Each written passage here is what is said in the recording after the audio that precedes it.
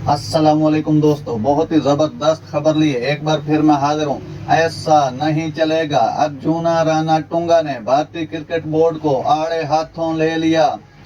अर्जुना राणा टुंगा ने Asia cup के हवाले से मनमानियों पर भारतीय क्रिकेट बोर्ड को आड़े हाथों ले लिया। तफसीलात के मुताबिक श्रीलंका के साबिक कप्तान अर्जुना राणा टुंगा ने बीसीसीआई पर सख्त तनकीद की है।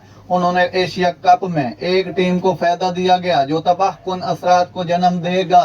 उन्होंने कहा टूर्नामेंट के कवानीन में एकदम से तब्दीली कर दी गई जो गलत है।